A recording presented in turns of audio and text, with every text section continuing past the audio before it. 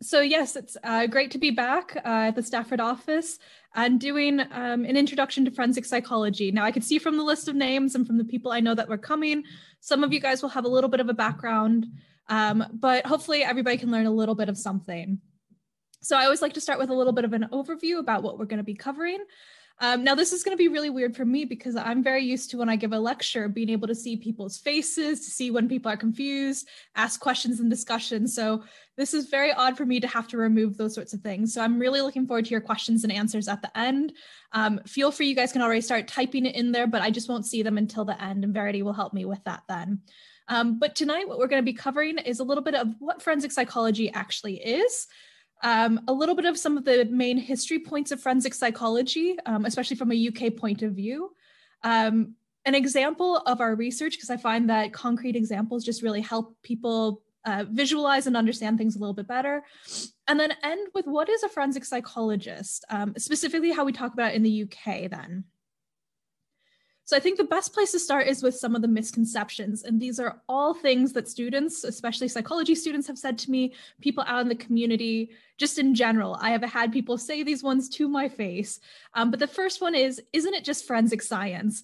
And I want to be just like in CSI, just like all the crime shows that they watch, looking at blood splatter, luminol, and all of that. Isn't that the same thing? And we'll get to why that's a little bit different. The other thing is, well, forensic psychology, that's just profiling, isn't it? What else is there? And going out and solving mysteries. And I think the media has had a big hand in this.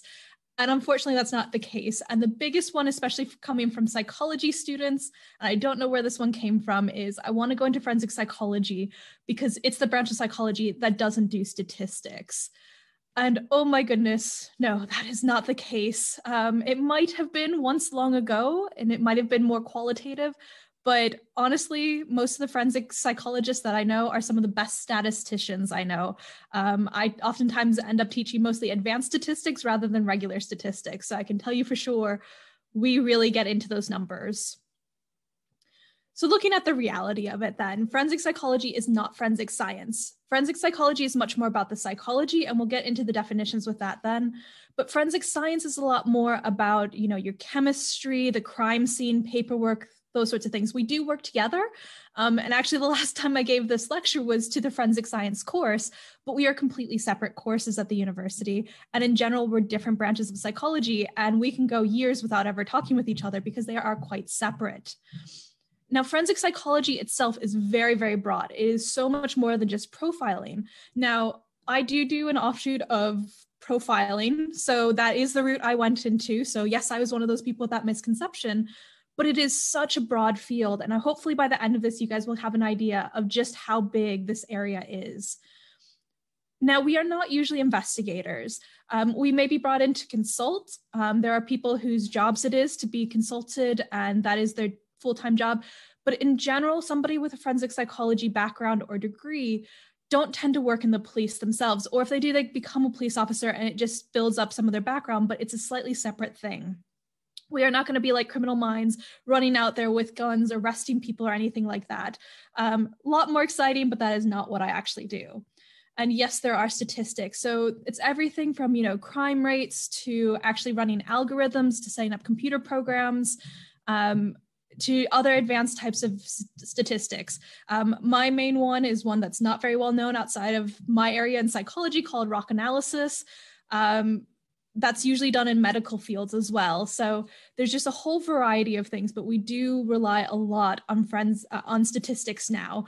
But it's not as scary as people think, especially if it's something that you're interested in. It makes a lot more sense. So what actually is forensic psychology? So I think part of the issue comes down to defining what forensics actually means. And I think a lot of people immediately think of the CSI type shows and things like that. And yes, that falls under forensics, but actually when you get down to it and break it down, forensics actually just means that it's used or it's around or related to the courts of law. So again, for me, oftentimes it's more about the investigation side of things, but the psychology that then goes into it. So some people have defined it as forensic psychology is reflected by any application of psychological knowledge or methods to the task facing the legal system. Sometimes people look at a very narrow definition. I much prefer a much broader definition of forensic psychology. So the BPS, the British Psychological Society, which runs everything we do in psychology in England, they define it as extends the definition to include the criminal justice system beyond the courts of law. So looking about police and those sorts of things. And actually, they don't include any courts in their definition currently. I like to think of it as anything from, before somebody's born to who becomes criminals, how you convict them in the court, how the court systems work, how you do rehabilitation, and how do people go on to either stop or to recommit crimes. So it is very, very broad. So the application, so forensic psychology, the basis is just the application towards courts of crime and criminal justice. Now, some of this is going to overlap with the law and with legal psychology, and they're similar, but they're not always the same. A lot of people who study forensic or legal psychology will often do both. Some people are just one or the other. With forensic psychology, you tend to look at some of the legal process beyond the court. You might look at some of the psychological problems associated with criminal behavior. So why do some people become offenders? Why do some people commit offenses? Why are some people targets as victims? Why do some people go on to commit crimes again after being caught? And why do some people change their lives? And this is a lot more what forensic psychology focuses on. Now, legal psychology, like I said, there's a lot of overlap, but they focus a little bit more on the criminal justice system and the courts and the legal side of it. So they might be focusing more on how the law impacts things, how you better change the law, the legal institutions, the judicial players. So both forensic and legal psychology might look at the jury system, but they might look at them in slightly different ways. In general, though, oftentimes you can use the terms quite interchangeably unless you're getting into the nitty-gritty. So what are some of the real-world applications of forensic psychology? In general, most of us would say that our mission is to help and improve things. We've got the world as it is currently, but that doesn't mean that that's the best way to do it. So a lot of what we're doing is checking to make sure that things are being done in the best way possible. Is there ways that we can improve this? Are there things that people and investigations and justice systems should stop doing? Or are there things that they should start doing? And so with this, we've got things like jury decisions, looking at the people who are serving on them. How do they make decisions? How do you help them make decisions? Are they falling into stereotypes and biases? And there's ways that we can start to address that. One of the big areas I like to focus on is politics in the media and seeing how, what's being said in the news. Is that true? Or should we be bringing out science to look at it in a different way? This time of year, especially with elections coming up, one of the things that you tend to hear is politicians talking about being hard on crimes, but especially hopefully after this year that you guys have seen, looking at, does that actually stop crime from happening? Does making harsher punishments stop people from committing crimes? Or are there better ways of approaching it? Is it better to do rehabilitation? Is it better to do interventions before crimes happen? And this is where psychology can jump in. We might also look at some of the infamous cases and some of the evidence and seeing, was justice carried out? Were there miscarriages of justice? Are there better ways of looking at this? We also look at stats and crime numbers. Like I said, I'm very statistics based, and I look a lot at the crime numbers, the stats, and looking at that sort of thing. But is crime actually increasing? Is it just showing up more in the media? In general, a lot of crimes are dipping. But because the media latches onto them, it seems like certain crimes are climbing. It might be looking at things like crimes against vulnerable populations, populations that might not necessarily be able to speak for themselves. So what are some of the warning signs? What can you look out for? These are things that forensic psychology can help out for. I think one of the big ones that people sometimes think about is what causes crime. And I think that's something that we might never know completely, but there's certain things that we know can definitely lead people towards crime. There's criminogenic factors. There's certain life stressors. There's no all-encompassing thing, but we know things that are more likely to lead to crime. And therefore, on the other side, we know some of the things that you can put in place to try to prevent crime. And the last thing is how to prevent recidivism. And recidivism is when somebody goes and does the same crime again, usually after being caught. So if you catch a criminal, send them to prison, and they're getting released, how do you stop them from going to commit that crime again? And this is definitely something that we can look at. So I mentioned before about how broad forensic psychology is and that we are not just profiling. The other thing with forensic psychology is it can touch on every other branch of psychology. And I challenge my students every year to find a branch of psychology that exists out there that doesn't have a forensic application to it. And we've never been able to find one. There is always within every other branch of psychology a forensic application of it. And with this field, then, there are some of the areas that are more applied so that you can go and put whatever you find in your research into practice right away. And then there's also the more theoretical side where it's more about explaining why things are happening and more about the concepts and ideas. And so you can kind of see some of the branches here. So we've got things on the more applied side, like police psychology, looking about how police work, how the group dynamics in police work, how people interact with the police, the stress on police. You've got things like clinical psychology, looking at mental illness and treatments for people with mental illness.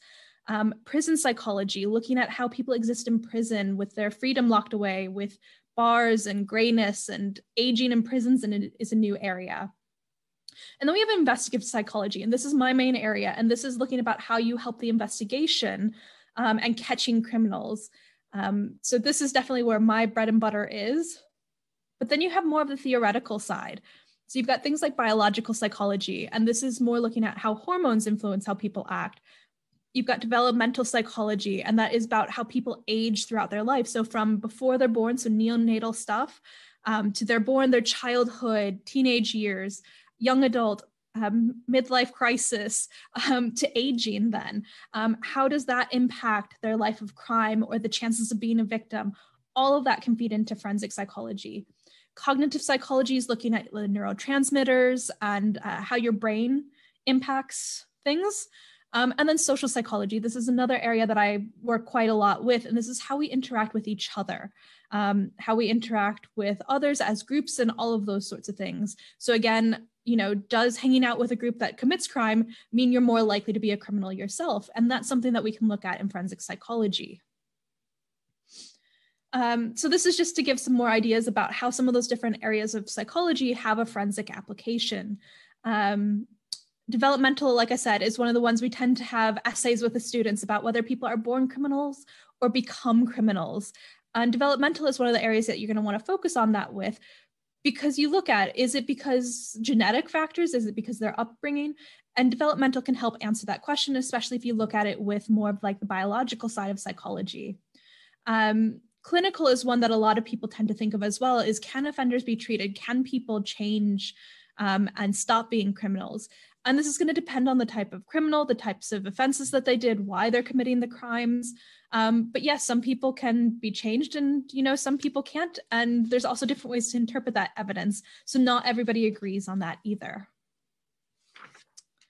One of the newest areas, and one of the ones that I'm quite excited about, especially being at the University of Wolverhampton, is cybercrime. It's changing the way that crime is happening.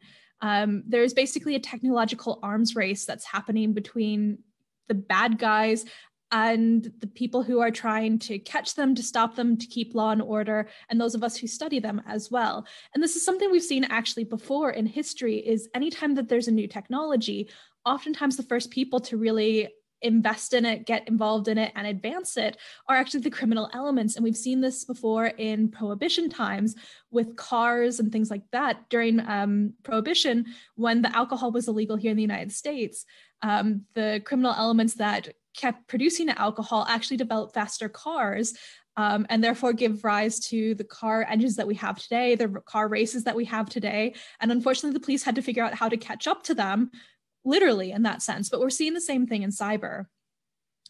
We're also seeing, just think about yourselves, especially during this lockdown time, how much time everybody is spending online.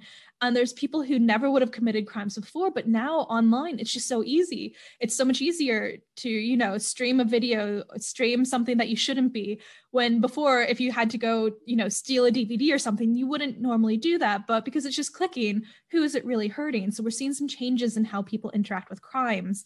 So traditional crimes are getting a whole new way of happening, as well as whole new areas of crime have been invented, things like hacking and trolling and doxing.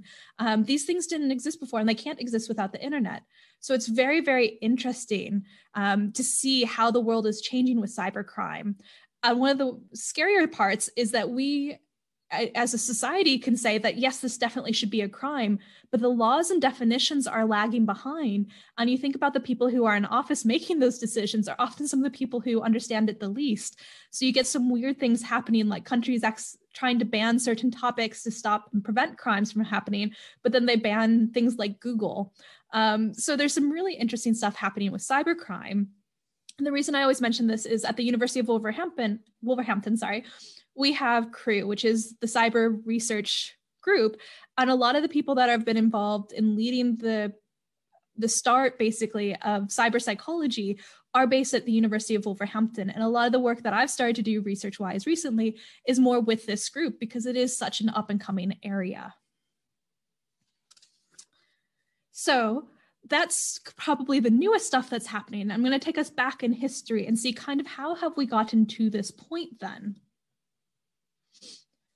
So we're going to take the furthest steps back and start to look at where did the law and start to consider mental health and psychology with the law.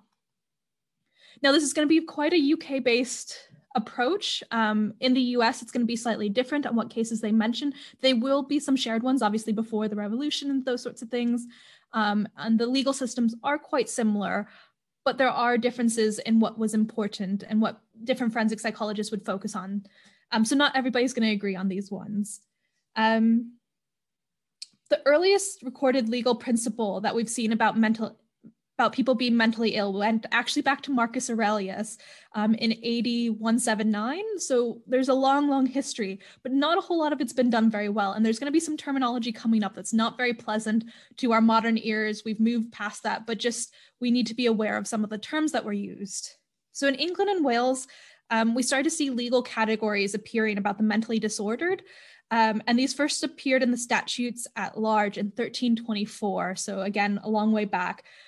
But the only thing that they really did was distinguish between lunatics and idiots. And the only reason that this was important was trying to decide who actually owned the property that they had and who it could be transferred to. So it wasn't actually about protecting them, about understanding them. It was who could be rich off of declaring somebody a lunatic or an idiot. And it wasn't really until the 18th century we begin to see anything really happen and develop criteria about insanity, and whether people could be held responsible for their actions. So this leads us really to the very first case, and this is of Daniel Macnaghten in 1843. Now, he was a Scottish woodturner, and he unfortunately went on to assassinate the English civil servant, Edward Drummond. And we're pretty sure it was while Macnaghten was suffering from paranoid delusions. You can see a quote from him there.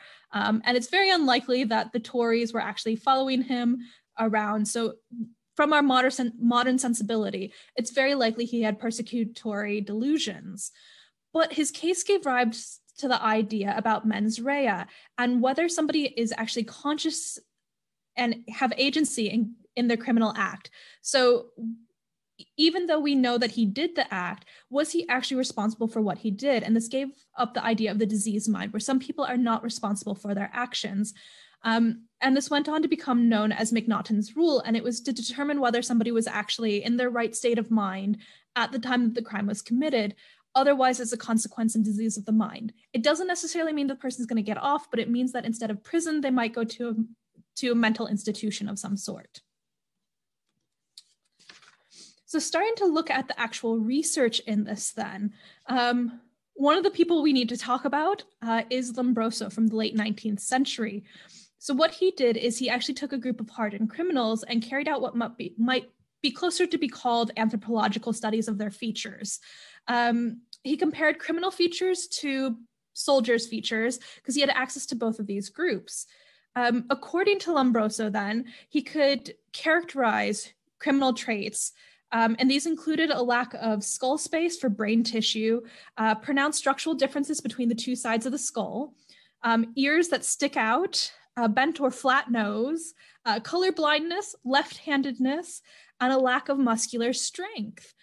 He even went on to say that he could determine between different types of criminals, and claimed that murderers had bloodshot eyes, that they were cold and glassy eyes, whereas sexual offenders had more of a glint to their eyes. He even went on to explain that through his research, he had figured out why women were less likely to be convicted of crimes or to commit crimes. And it wasn't actually that women were more evolved. In fact, he said women were further behind than men in evolution, so therefore they just weren't able to commit crime. They weren't advanced enough to commit crime. So one of the reasons we think about Lombroso today is because he was completely wrong. We only use him as a stepping stone on how to move forward. There's a reason that we don't look at somebody and just say, yes, I know he's a criminal, or I know that they're not a criminal. And yes, women can commit crimes. But you have to start somewhere, and there's branches of research that don't go anywhere because we find out later it doesn't work. And Lombroso is a very good example of this. There's a reason most of us don't know this, because it's wrong. Now, one of the people that did actually start to make some good changes is Hugo Munstenberger. So in 1906, so he was actually, he's a German psychologist to start with. And then in 1906, he was asked by a defense attorney to review a case involving a mentally disabled client.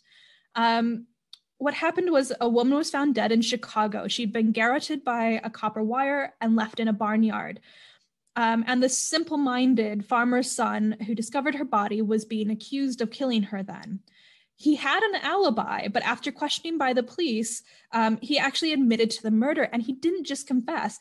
Every time he confessed, he added more details, he added more information to it. So he's making a much richer account of it as he went on. But if you actually paid attention to what he was saying, it was absolutely absurd and contradictory. It didn't make sense with the crime that they knew had actually happened. It was more that he was just making things up on the spot.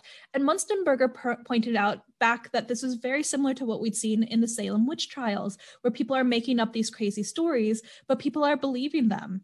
So Munstenberger actually wrote a letter to a Chicago nerve specialist. This letter was also posted in the local papers.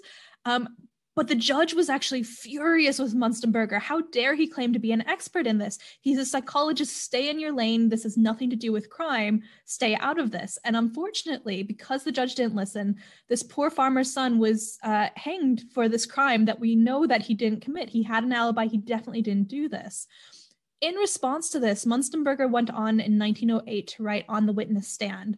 In this, he was calling upon lawyers to appreciate the relevance of experimental psychology to the profession, talking about how psychology could study this and make this better, and we can better explain what's happening. And one of the things he pointed out was improving witness recall. Unfortunately, Munstenberger was ahead of his time, and instead of being appreciated and celebrated, he was laughed and ridiculed, and he wasn't seen as a valuable member of society at that point in time, and everybody just kind of ignored him. And it wasn't until more recently that we've celebrated him for the advances that he made. Another one that we need to talk about then is William Marston. He was known for the invention of the polygraph, but for some people he might be more well known for creating Wonder Woman. He was a man of many talents. But in 1922, he actually became the first professor of legal psychology. And this was partially in response to the fact that in 1915, he did the first prototype of the polygraph as we would recognize it. In this, he claimed that there's a link between blood pressure and lying. And so it's based upon your systolic blood pressure. And the idea is that if you are having guilty knowledge of a crime, your blood pressure will change and the polygraph will pick up on it. Now, there's a reason I'm talking about it as a polygraph and not a lie detector. Polygraphs are a stress detector only. There's a reason that most polygraphs, even if they're still conducted today, they are not admissible in court. And it's because they can only detect stress. And you think about a crime, people around them, people related to the victim and stuff, if you bring them in for questioning, they're going to be stressed. But hardened criminals don't necessarily feel that same level of stress or responsibility. And we also know that it's really easy to trick a polygraph. There's some great videos out there of news reporters within a half an hour are trained on how to deceive a polygraph test. So they're not actually that difficult to get around. But it got people thinking about biology and about how your body reacts when lying. And this is a whole area that we've got really new stuff happening about still to this day. It's just not polygraphs. But some of the other stuff that William Marston did was he was also a psychological consultant for the US Justice Department. And one of the cases, and especially important for me, was he testified as a court expert in 1923 in Fry versus the US. And this was actually included in my PhD. I looked at this case as well. But basically, Fry versus the US started to lay down some of the principles on how new science can be introduced to the courts, about how new technology, new forensic science can actually be introduced, and that it has to have some acceptance in the scientific community before it should be introduced, so that you don't get any hoax or joke science or anything like that coming into the courts. And we still rely on this to this day as a precedent. Now, I'm not going to spend a whole lot of time on here, but in our Advancing in Forensic Psychology, we do have to talk a little bit about some of the other ones, such as Freud. He had some psychoanalysis in the late 19th and early 20th century with ideas on why people committed crimes. Some of the terms people might be familiar with: kleptomania, also sometimes known as kleptomania. And this is the stealing insanity, where people can't help themselves and they steal it. You also have people looking at why people had different sexual motives and repressed sexual desires that would lead them to commit crimes. So these are some of the other stops along the way, but we're not going to spend a whole lot of time because a lot of sensational news is out there that you can look up about if you want. But really moving forward into the actual good advances that we've had, one of the major areas that we've had is around memory and eyewitness testimony, and they kind of go hand in hand. So the first stop is in memory research with Ebbinghaus in 1885. And Ebbinghaus did some pioneering work on memory, and this then was able to be applied to eyewitness testimony. So because we're better able to understand memory and what memory is capable of and what it's not capable of, and when it's not very reliable, you can apply this to eyewitness testimony then. And it actually showed that higher mental processes could actually be studied using experimentation. So there's other ways of testing memory besides just, committing a crime and seeing what people remember. We can study it in different ways and then apply those findings. This was also used then in the Wundt laboratory in 1875. And from there we have Cattell in 1895, did some applied experimental techniques into human memory and investigations of eyewitness testimony quality. But one of the more interesting one is Binet, and he's mostly known for child psychology. But in 1900, started to look at memories and how susceptible to suggestibility children's memories were. And he was one of the first ones to look at suggestibility. So what he actually did is he would show them some pictures of stamps and then ask them to draw them. And so these are some examples on the screen of some of the drawings from the children. But what they would do is they would mention something about having a postmark covering part of it or obscuring part of it. And just by suggesting that in their request for them to draw it, these children would draw these postmarks on there when there never had been any before. And it was the first time we could really see in a lab setting that people can be suggestible. And if you phrase your questions in a certain way, you can cause people to do things and misremember things. And so this has been very helpful in eyewitness testimony. So probably the most important for modern forensic psychology are what we consider the boom years. And that's the 60s up through the 80s. That's when forensic psychology really took off. And this is, we had a new demand for applied psychology emerging. We have some people looking into criminal personality. So we had Eysenck came up with the Penn model in 1964. And this was a model looking at psychoticism, extroversion, and neuroticism. And Eysenck still has some personality traits that tests that people are still using, students are still using to this day. Robert Hare was the first one to actually coin the term psychopaths. We have people start looking at group dynamics and jury decision makings. So we've been relying on juries to make decisions in court cases for a long time now, but actually we now better understand how group dynamics work, and having strong personalities and people having certain backgrounds or forcefulness can shift dynamics and shift how people reach decisions. And this is really important for us to understand in jury studies because it's supposed to be an impartial process, but is that actually the case? Probably the biggest people to come out of this was in the 70s then, is looking at memory of real events. And one of the biggest names that we have to know is Elizabeth Loftus. And it wasn't really until I started to prepare for these lectures a couple of years ago that I even found out that it was Elizabeth Loftus, because I only knew it as Loftus. But this is the first time we start to see some of the women working into forensic psychology. And actually today, most people going through forensic psychology in undergrad, postgrad, tend to be women.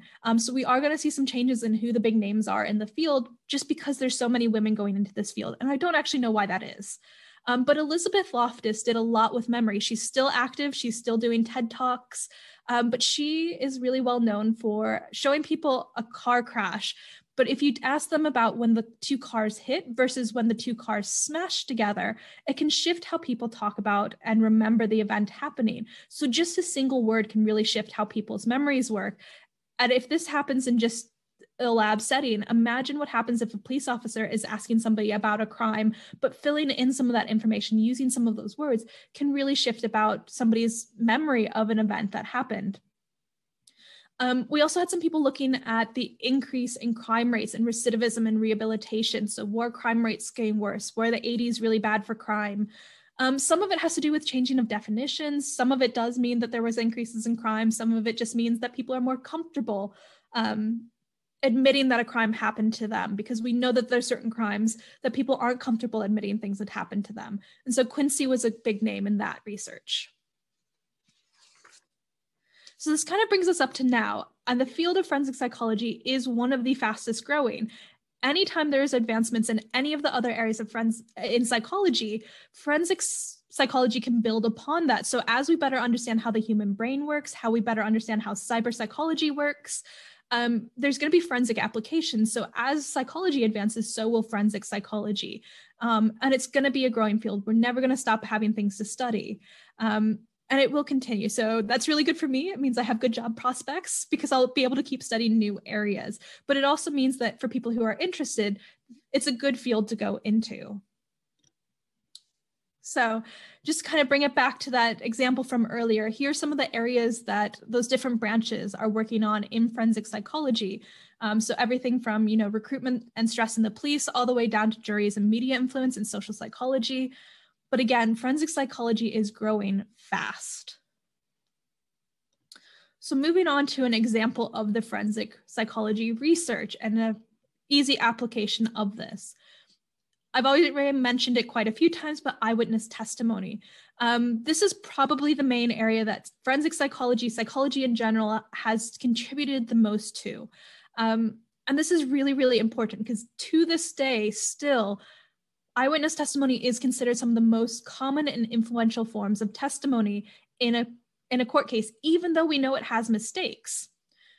Some of this has to do with just as people, we understand how eyewitness testimony works. It means that I, as a human, used my eyeballs and saw another human being committing this crime.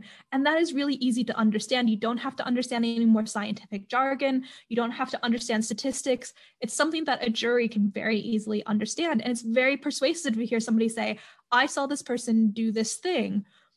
But we know that there can be a lot of issues with this. And this is where psychology has come in to kind of improve this. There's better ways of doing things to make sure that miscarriages of justice aren't going to be happening.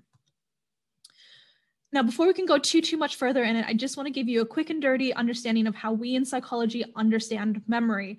And there's a basic idea that we have that there's 3 stages, 3 levels of memory. So you have the very first stage is your acquisition. You actually need to witness the event that's happening. If you are facing the wrong way, you're never going to be able to remember an event because you're not facing the right way. You didn't perceive the correct information. The second stage then is storage. And so if you think about it like a computer, it's about saving that file so that you can access it later. There is so much that we have experienced day to day in our lives that we don't actually store. You know that you got to work the other day, but can you remember everything about that journey? So something has to have stood out that you remember that specific journey. And then the retrieval, again, like the computer, is double clicking and opening that file. So making sure that you're able to get that information back out of your memory, that it hasn't been corrupted, that, something's still there. Some of it might have degraded depending on how long it's been there. But all of these are very important stages of memory. And unfortunately, errors can happen at any point in these 3 stages. So some of the areas that you can have influence your memory and mess up for eyewitness testimony. So we have things like event characteristics. We know that we remember things more recently. So the longer time between an event happening and when we have to recall it, the less information you tend to have. How long was the event that happened? You know, if you see somebody pickpocketing, that might just be a couple seconds. You're not going to have as much to remember as something that you saw happen over a half an hour. Was there enough light during the crime scene that you could actually see what was happening? Flashbulb memories. Some people think that they remember everything in that incident. It's really strong for them, but is it actually a true memory? We also have to look at who the witness is themselves. We know that there's different factors that influence how well people remember things. Their mood and emotion, high stress situations, there's actually a sweet spot of stress where you need enough stress, but too much, you're going to forget again. And unfortunately, crimes are very stressful most of the time. Whether somebody's under the influence of drugs or alcohol, how old somebody is. There is actually a sweet spot for remembering things as well. Again, children aren't the best witnesses, and the very elderly start to forget things. So there's actually a curve of memory, and where do you fit in that?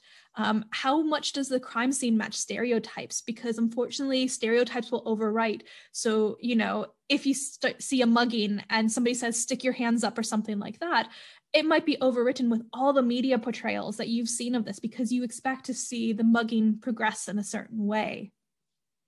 There's also things like the perpetrator variables, whether they're wearing masks or anything, and whether they have a weapon.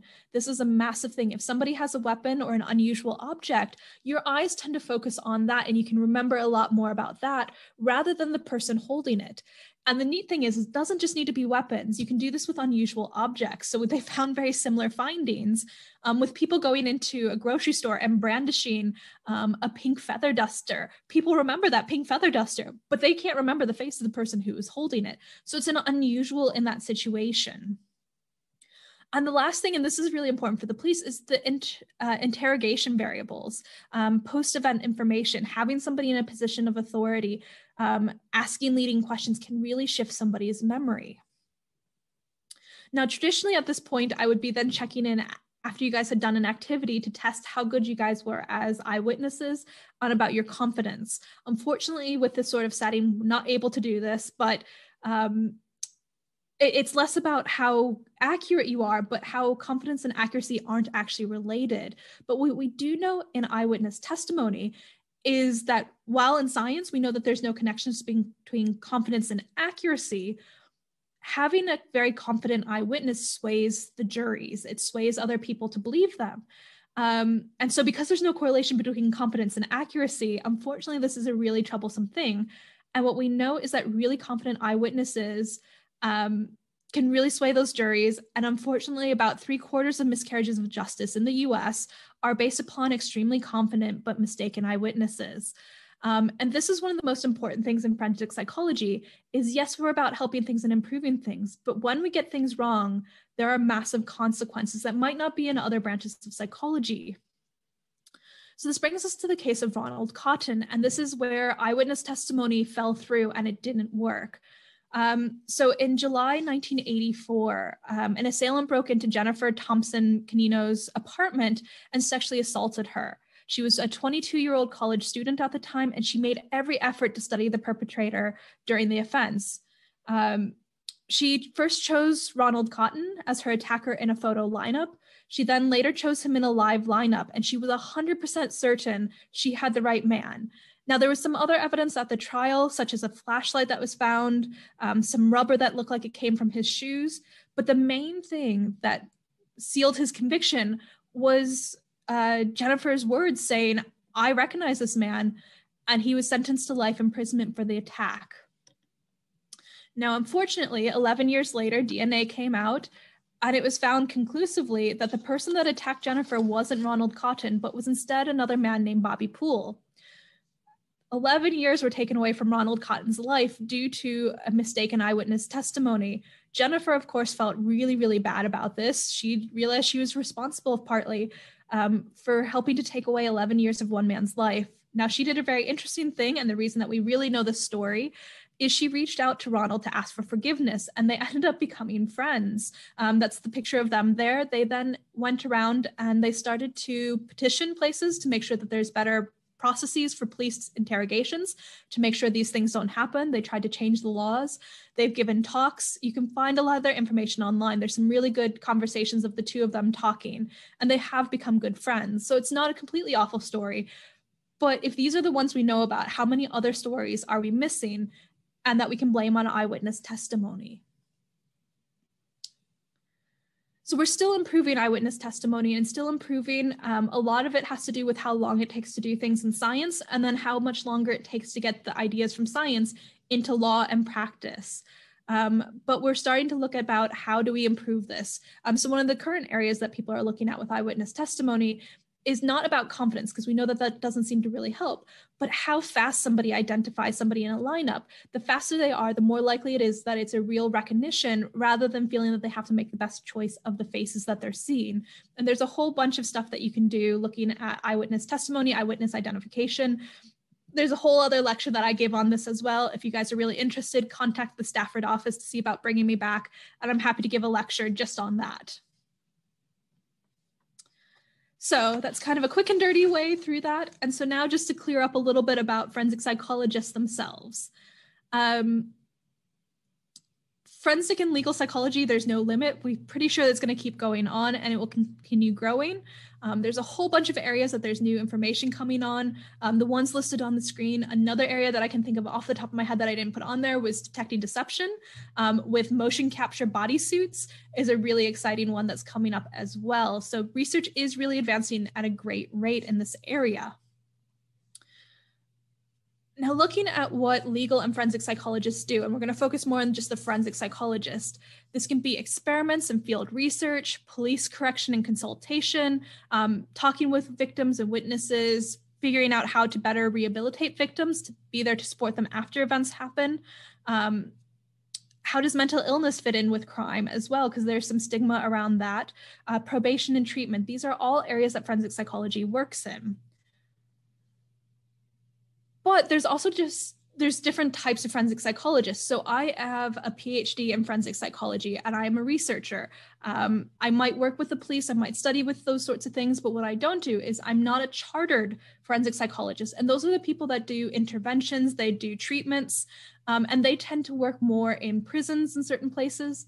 And so there is a difference between those two. And so I always try to point out to people that I am not a chartered forensic psychologist, but I do study forensic psychology. So there is a slight difference. So a chartered forensic psychologist in the UK, then, they're more involved in things like piloting and implementing treatment programs, trying to modify offenders' behavior, trying to rehabilitate them. They might be supporting prison staff, all the way down to things like crime analysis, which is much more similar to what I do then. But we are very, very different. So at the university that I work at, our master's program isn't accredited because we don't have anybody on staff that is those chartered forensic psychologists. So we can teach all about how to study forensic psychology, but actually doing treatments and interventions, we don't have the background to talk about that. So one of the things people don't tend to realize is all the different places that forensic psychologists, especially the chartered ones, can work. Now, the number one employer for them is Her Majesty's Prison Service, which makes sense. But they also can work with the police service, health services, social services. A lot of them will retire and work as lecturers. They can also work for things like charities and border agencies and other government agencies. So there's a wide variety of jobs out there for them, just like there would be for somebody more of a research forensic psychology background, such as myself. So going back to some misconceptions then, if you do a degree in forensic psychology, you are not going to be doing physical evidence. That is forensic science. Go do a degree in that if that's what you want to do. So you will not be going to crime scenes. You will not be collecting blood and samples and tissues and those sorts of things. That's a whole different career path. Studying forensic psychology, you are not going to be the mentalist or cracker or whatever other thing that you think it's going to be. You're not going to be a hypnotist, a clairvoyant.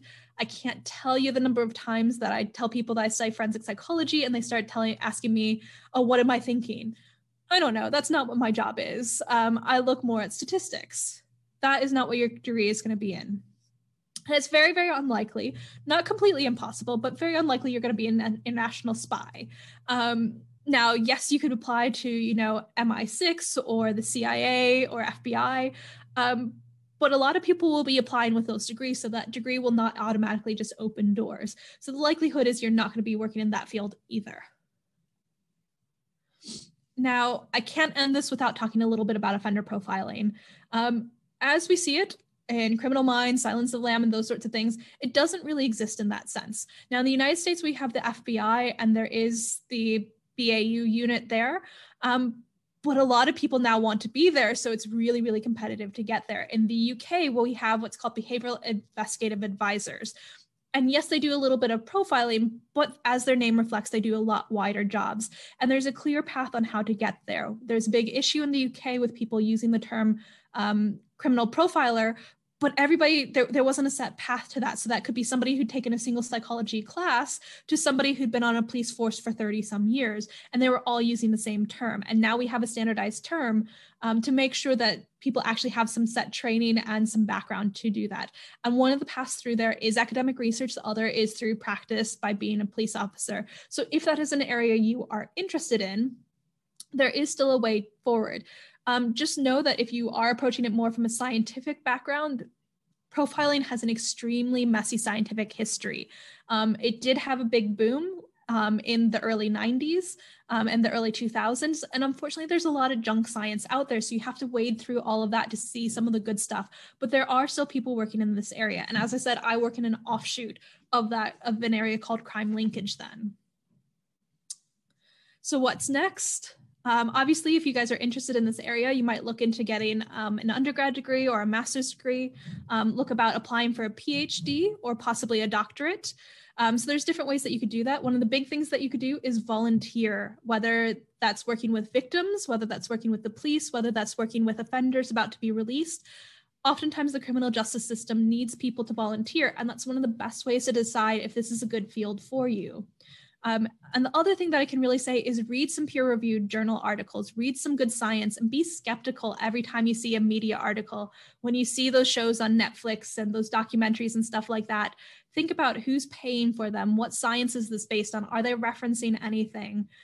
Yes, you can sit back and just enjoy it, and trust me, I do that as well, but be a little bit critical of the stuff that's being told to you and do some of the research yourself. And when I say research, start to look at the scientific papers.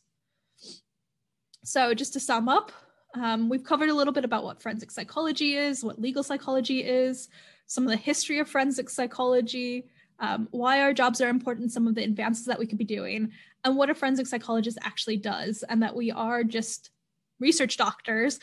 We aren't miracle workers, no matter what we like to think. So I want to give a thank you to my friends, Dr. Caroline Wesson and Nicole Adams-Quackenbush, for helping me with this presentation. Anybody that's interested, I do have another talk coming up from the other satellite office, the Telford office. I'm going to be doing one on moving beyond offender profiling. So that end of this was more interesting to you. Do check in, register for that one on the 7th of December. You can also talk with the Stafford office about bringing me in for some of the other topics I mentioned. But other than that, I will be switching over to the Q&A. If you have questions after this, feel free to reach out through my email to me, or you can find me on Twitter.